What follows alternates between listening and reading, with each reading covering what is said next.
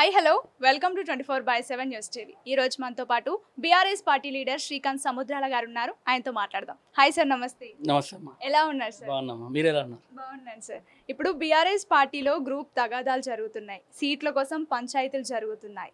So Congress పార్టీలోకి హరీష్ రావు వెళ్ళబోతున్నారనే ప్రచారం కూడా జరుగుతుంది. సో దీనికి మీ సమాధానం?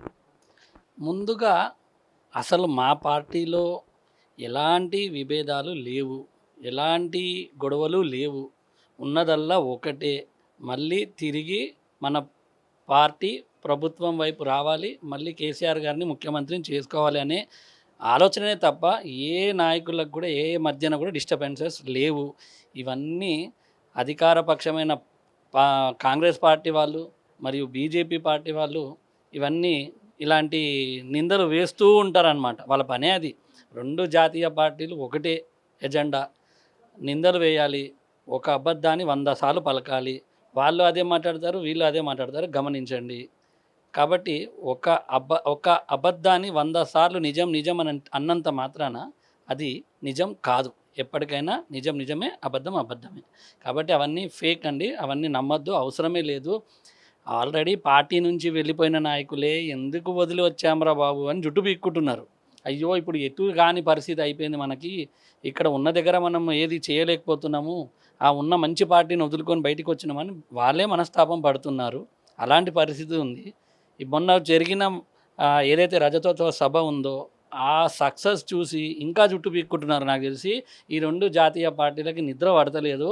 ఆ రోజు నుంచి మీరు గమనించండి, ఆ రోజు సభ సక్సెస్ అయిన ఆ జన సముద్రాన్ని చూసి ఈ రెండు జాతీయ పార్టీలకి ఇక మింగడం అవుతలేదు, నిద్ర పడతలేదు. కాబట్టి వాళ్ళ పరిస్థితి ఇలాంటి అబద్ధాలు చెప్పి ఏదో రకంగా కేసీఆర్ గారి ఇమేజ్ని, కేటీఆర్ గారి ఇమేజ్ని డ్యామేజ్ చేస్తూ ఉండాలి అనే ఆలోచనతోనే ఉంటారు.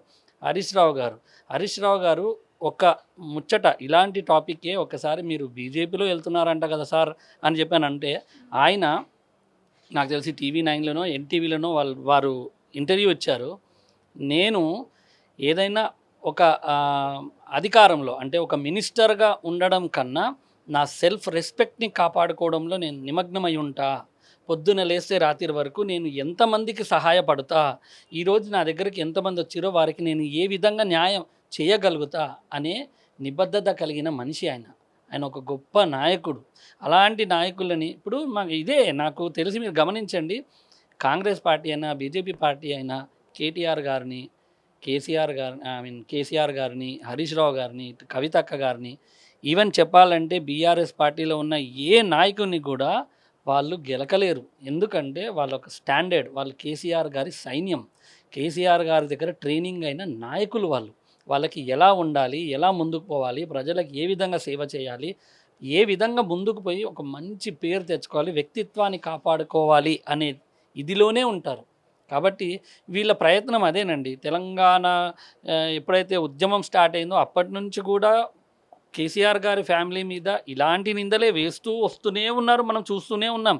కానీ ఈసారి క్లారిటీగా ప్రజలకు అర్థమైందండి, తెలంగాణకి శ్రీరామ రక్ష ఎవరు, ఈ తెలంగాణని అభివృద్ధి చేసేది ఎవరు, అన్నీ క్లారిటీగా అర్థమైనాయి. కాబట్టి అవన్నీ ప్రజలు నమ్మే ఆలోచనలో లేరు, అవన్నీ ఫేక్ అండి. ఇప్పుడు అందాల పోటీల మీద ఉన్న శ్రద్ధ రేవంత్ రెడ్డి గారికి రైతన్నల మీద లేదు అంటే మీరు ఏం చెప్తారు? 100% అండి. అందాల పోటీల వల్ల ఈ రాష్ట్రానికి ఎంత ఆదాయం వస్తుందో తెలియదు, ఎంతమందికి ఉపాధి వస్తుందో తెలియదు, ఏ రకంగా తెలంగాణ రాష్ట్రానికి ఉపయోగపడుతుందో అది తెలియదు. కానీ వీరు ఆ పోటీకి పెట్టే ఖర్చు, ఇప్పుడు వాళ్ళు ఏదైతే బోనస్ అని ప్రకటించారో రైతులకి క్వింటాల్కి 500 రూపాయలు బోనస్ అని అన్నారు, అది ఈజీగా నెరవేర్చేయచ్చండి. ఆ డబ్బు ఖర్చు అనేది రైతులకి బోనస్లో ఇచ్చేయచ్చు. ఇప్పుడు ఈ అకాల వర్షాలు పడి ఈ ఎండాకాలంలో రైతులు కొనుగోలు కేంద్రాలలో లారీల నిండా సరుకు ధాన్యాలు పెట్టుకొని రోడ్ల మీద పడిగాపులు కాస్తున్నారు. వారికి నిత్యావసరాలు వారికి కావాల్సిన సదుపాయాలు కల్పించడంలో, వారికి కావాల్సిన ధాన్యాల మీద కప్పడానికి చెద్దర్లు అనుకోండి, ఏవైనా తాడిపత్రులు అనుకోండి, అలాంటివి సంచులు, ఇలాంటివన్నీ సదుపాయాలు సమకూర్చొచ్చని మా ఉద్దేశం. రైతు ముఖ్యమండి. అందాల పోటీలతో ఏముందండి, మనకి ఏమొస్తుంది దానివల్ల? ఏదో 2 నిమిషాలు ఎంటర్టైన్మెంట్ అవుతారేమో, కానీ ఈ రైతుని కాపాడుకుంటే మనం 2 పూటలా హాయిగా తినచ్చు.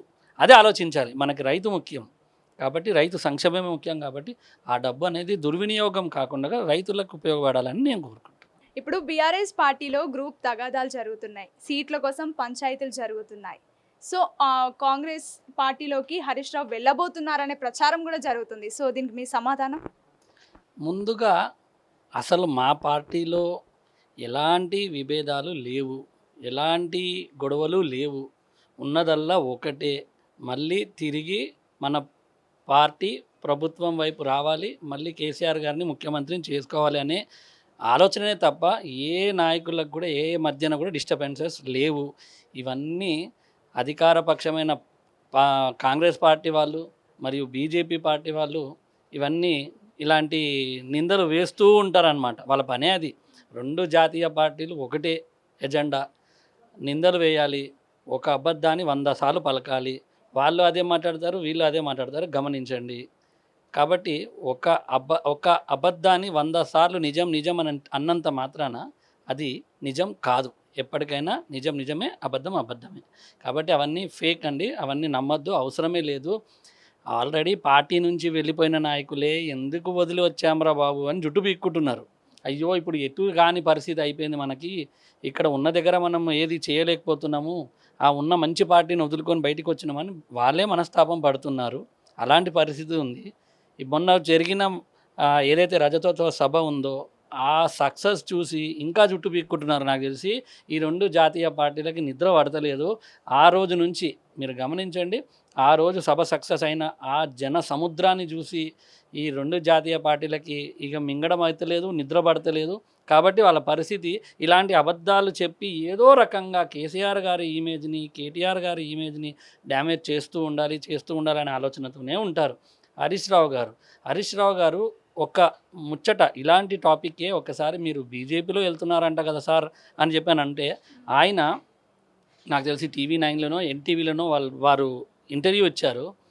నేను ఏదైనా ఒక అధికారంలో అంటే ఒక మినిస్టర్గా ఉండడం కన్నా నా సెల్ఫ్ రెస్పెక్ట్ని కాపాడుకోవడంలో నేను నిమగ్నమై ఉంటా.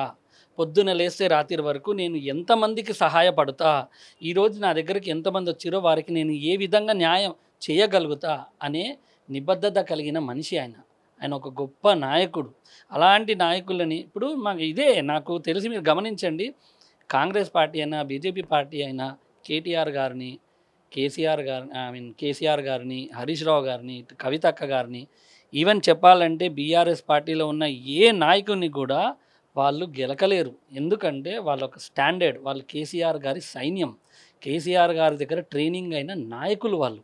వాళ్ళకి ఎలా ఉండాలి, ఎలా ముందుకు పోవాలి, ప్రజలకు ఏ విధంగా సేవ చేయాలి, ఏ విధంగా ముందుకు పోయి ఒక మంచి పేరు తెచ్చుకోవాలి, వ్యక్తిత్వాన్ని కాపాడుకోవాలి అనే ఇదిలోనే ఉంటారు. కాబట్టి వీళ్ళ ప్రయత్నం అదేనండి. తెలంగాణ ఎప్పుడైతే ఉద్యమం స్టార్ట్ అయిందో అప్పటి నుంచి కూడా కేసీఆర్ గారి ఫ్యామిలీ మీద ఇలాంటి నిందలే వేస్తూ వస్తూనే ఉన్నారు, మనం చూస్తూనే ఉన్నాం.